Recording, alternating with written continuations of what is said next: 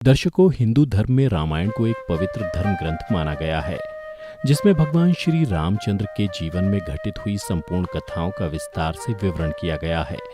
इस एपिसोड में हम आपको रामायण में वर्णित एक ऐसी कथा के बारे में बताने जा रहे हैं, जिसके बारे में बहुत ही कम लोग जानते हैं। नमस्कार दोस्तों, द डिवाइन टेल्स पर आपका स्वागत है। दर्शकों, वाल्मीकि रामायण के अरण्य कांड में जटायु से संबंधित एक कथा पढ़ने को मिलती है, जिसमें बताया गया है कि जटायु कौन थे और वह किस प्रकार माता सीता को रावण के चंगुल से बचाने के लिए रावण से युद्ध करते हुए वीर गति को प्राप्त हुए। ये कथा उस समय की है जब राम अपनी पत्नी सीता के कहने पर कपट मृग मारीच को मारने के लिए गए और लक्ष्मण भी सीता के कटु वाक्य से प्रभावित होकर राम को खोजने के लिए निकल पड़े। दोनों भाइयों के चले जाने के बाद आश्रम को सूना देखकर लंका के राक्षस राजा रावण ने सीता का हरण कर लिया और बलपूर्वक उन्हें रथ में बैठाकर आकाश मार्ग से लंका की ओर चल दिया। सीता जी ने रावण की पकड़ से छूटने का पूरा प्रयत्न किया, किंतु असफल रहने पर करुण विलाप करने लगी। उनके विलाप को सुनकर जटायु ने रावण को ललकारा। फिर रावण से कहा, हे दशग्रीव, मैं सदैव से सेवा धर्म में लगा हुआ हूँ और सत्य पर आरूढ़ हूँ। मेरा नाम जटायु है और मैं गिद्धों का महाबलवान राजा हूँ, जो सब लोकों के राजा हैं, जो इंद्र और वरुण के तुल्य हैं और जो प्राणी मात्र की भलाई में लगे रहते हैं। उन्हें त्रिलोकीनाथ दशरथ नंदन श्री रामचंद्र जी की यह यशस्विनी बरारोहा धर्मपत्नी सीता है, जिसे तुम हर कर लिए जा रहे हो। अतः तुम पराई स्त्री को हरण करने की नीच बुद्धि को त्याग दो। जब महाबली श्री राम ने तुम्हारे अधिकृत देश में अथवा पुर में तुम्हारा कोई अपराध नहीं किया, तब तुम उनके प्रति यह अपराध कार्य क्यों कर रहे हो? यदि कहो कि शूर्पणखा के पीछे जन स्थानवासी खरादी का वध कर श्री रामचंद्र जी पहले ही मर्यादा भंग कर चुके हैं, तो तुम ही बतलाओ कि वास्तव में श्री रामचंद्र जी का इसमें क्या दोष है, जो तुम उन लोकनाथ की भार्या को हर कर लिए जाते हो। हे रावण, तुम सीता को छोड़ दो, नहीं तो कहीं ऐसा ना हो कि जिस प्रकार इंद्र ने अपने वज्र से वृत्रासुर को भस्म किया था, उसी प्रकार कहीं श्री राम तुझे भी अपने अग्नितुल्य नेत्र से भस्म कर डालें। हे रावण, मुझे उत्पन्न हुए 60,000 वर्ष बीत चुके हैं और मैं अपने बाप दादों के परंपरागत प्राप्त राज्य का पालन यथावत करता हूँ।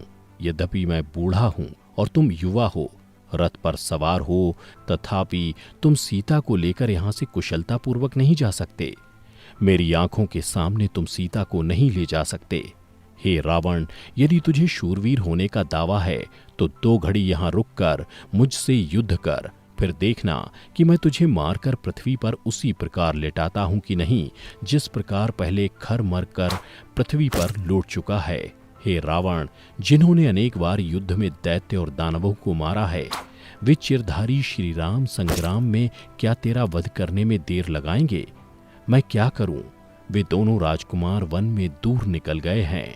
हे नीच, तू भी उनसे डरकर निसंदेह शीघ्र मारा जाएगा, किंतु मेरे जीते जी तू कमल नयनी श्री राम की प्यारी पटरानी सीता को नहीं ले जाने पावेगा, क्योंकि मैं तो उन महात्मा श्री राम की और दशरथ की भलाई जान देकर भी अवश्य करूंगा। हे दशग्रीव रावण, खड़ा रहे। हे निशाचर, मैं तेरा अपने बल के अनुरूप यथोचित आतिथ्य कर पके फल की तरह तुझे इस उत्तम रथ के नीचे गिराए देता हूँ। उधर जटायु के इन वचनों को सुनकर रावण के नेत्र क्रोध से लाल पड़ गए। इसके बाद रावण और जटायु में एक महायुद्ध शुरू हो गया। सबसे पहले रावण ने महाबली जटायु के ऊपर पैनों नोकों वाले नालोक और विकीर्ण नामक बड़े भयंकर तीरों की वर्षा कर उसे ढक दिया, परंतु पक्षेश्वर गिद्ध ने उस युद्ध में रावण के सब तीरों और अस्त्रों प्रहारों को सह लिया और जटायु ने अपने पैने नख वाले दोनों पैरों से रावण के शरीर को छत विछत कर डाला।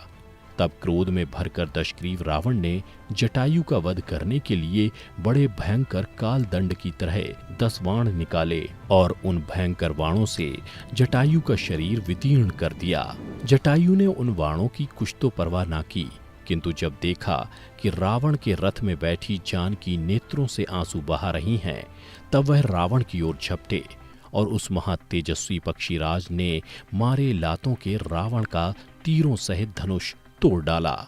यह देख रावण और भी क्रोधित हो गया और उसने दूसरा धनुष उठाया और जटायु पर सैकड़ों सहस्त्रों बाणों की वर्षा की, परंतु महातेजस्वी जटायु ने अपने दोनों पंखों से शरजाल को खंडित कर अपने दोनों पंजों से रावण के उस दूसरे धनुष को भी तोड़ डाला। इतना ही नहीं, फिर महाबली पक्षीराज जटायु ने अपनी चोंच के प्रहारों से रावण के सारथी का सिर भी काट डाला। इस प्रकार परम बल संपन्न पक्षीराज द्वारा जब रावण का धनुष तोड़ा गया, रथ नष्ट किया गया और घोड़े तथा सारथी मार डाले गए, तब रावण सीता को अपनी गोदी में लिए हुए भूमि पर कूद पड़ा।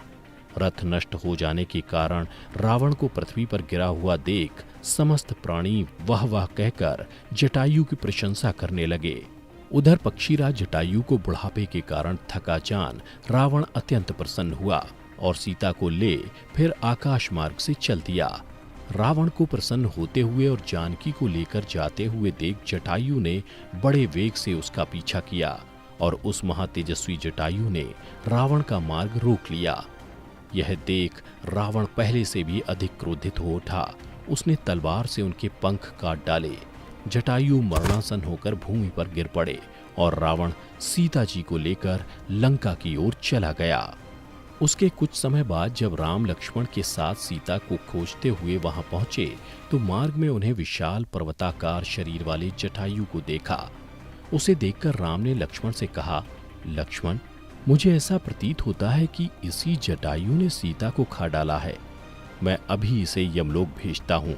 ऐसा कहकर अत्यंत क्रोधित राम ने अपने धनुष पर प्रत्यंचा चढ़ाई और जटायु को मारने के लिए आगे बढ़े। राम को अपनी ओर आते देख जटायु बोले, अच्छा हुआ कि तुम आ गए। सीता को लंका का राजा रावण हर कर दक्षिण दिशा की ओर ले गया है और उसी ने मेरे पंखों को काटकर मुझे बुरी तरह से घायल कर दिया है। सीता की पुकार सुनकर मैंने उसकी सहायता के लिए रावण से युद्ध भी किया। ये मेरे द्वारा तोड़े हुए रावण के धनुष उसके बाण हैं। इधर उसके विमान का टूटा हुआ भाग भी पड़ा है।